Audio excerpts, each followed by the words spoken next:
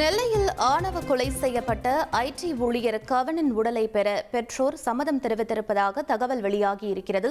கூடுதல் விவரங்களை எமது செய்தியாளர் ராமசுந்தரம் வழங்க கேட்கலாம். வணக்கம் ராமசுந்தரம், சரியாக எத்தனை மணிக்கு கவனின் உடலை வாங்க இருக்கிறார்கள் பெற்றோர்கள்? முழு விவரங்கள் என்ன பதிவு பண்ணுங்க. கடந்த 27ஆம் தேதி நெல்லை கேடிசி நகர் பகுதியில காதல் விவகாரத்துல வெட்டி படுகொலை செய்யப்பட்ட கவின் உடல் வாங்க மறுத்து தொடர்ந்து போராட்டமானது நடைபெற்று வருகிறது. இந்த நிலையில அமைச்சர்கள், காவல்துறை அதிகாரிகள், வருவாய்த்துறை அதிகாரிகள் என பலரும் பேச்சுவார்த்தை நடத்தினார்கள். அதிகாரிகளின் பேச்சுவார்த்தையில தொடர் தோல்வி ஏற்பட்ட நிலையில தற்போது வழக்கு சிபிசிஐடிக்கு மாற்றப்பட்டு வழக்கு விசாரணை தீவிரப்படுத்தப்பட்டிருக்கிறது. இந்த சூழலில் அவர் உடலை வாங்குவதற்கான சம்மதத்தை அவர்கள் பெற்றோர் மற்றும் உறவினர்கள் தெரிவித்திருக்கிறார்கள்.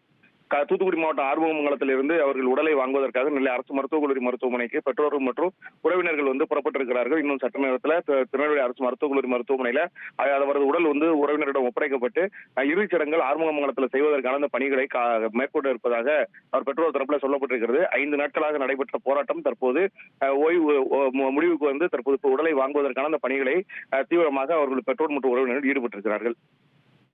விவரங்களுக்கு நன்றி ராமசுந்தரம். உங்கள் தந்திவன் தொலைக்காட்சியில் யார் சனிக்கிழமை தோறும் இரவு 8 மணிக்கு காண தவறாதீர்கள்.